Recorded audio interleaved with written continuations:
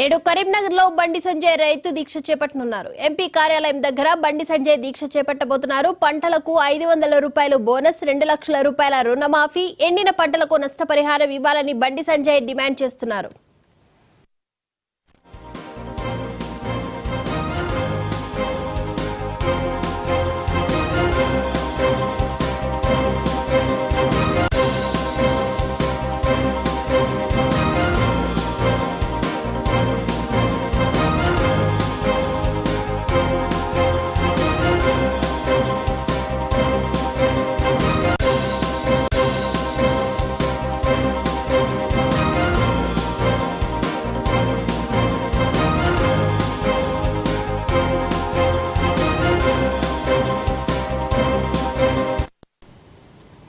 నేడు కరీంనగర్ లో బండి సంజయ్ రైతు దీక్ష చేపట్టనున్నారు. ఎంపీ కార్యాలయం దగ్గర బండి సంజయ్ దీక్ష చేపట్టబోతున్నారు. ఇక పంటలకు 500 రూపాయల బోనస్, 2 లక్షల రుణమాఫీ, ఎండిన పంటలకు నష్టపరిహారం ఇవ్వాలంటూ కూడా బండి సంజయ్ డిమాండ్ చేస్తున్నారు.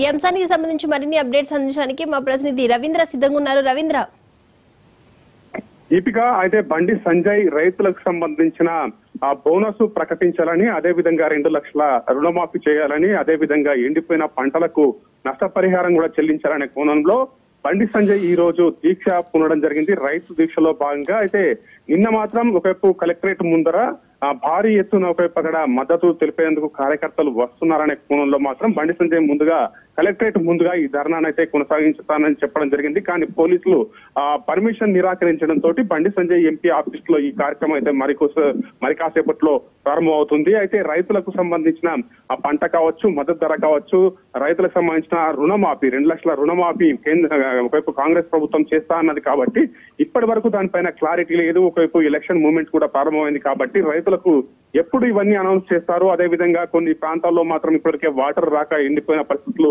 కనబడుతున్నాయి కాబట్టి ఆ పంట నష్టం ఏ విధంగా చేస్తారు, రైతులకు ఎటువంటి నష్టపరిహారం అందించే విధంగా ప్రభుత్వం పోతుందనే కోణంలో మాత్రం బండి సంజయ్ ఈ దీక్షనైతే చేపట్టనున్నారని చెప్పవచ్చు. మరి కాసేపట్లో మాత్రం కరీంనగర్ ఎంపీ ఆఫీస్ లో ఈ దీక్ష కొనసాగుతుంది. భారీ ఎత్తున కార్యకర్తలు కూడా అక్కడికి చేరుకొని మద్దతు ఇచ్చే దిశగా ఈ దీక్షనైతే కొనసాగే అవకాశం కనబడుతుంది. రైతులు కూడా వస్తారు. ఎవరెవరైతే పంట ఎండిపోయిందో వాళ్ళ డీటెయిల్స్ కూడా తీసుకొని బండి సంజయ్ ఆ దీక్ష అనంతరం కూడా మాట్లాడే విధంగా మాత్రం ఇక్కడ ఏర్పాట్లు అయితే పూర్తయ్యాయనే చెప్పవచ్చు. దీక్ష రైట్, థ్యాంక్ యూ రవీంద్ర.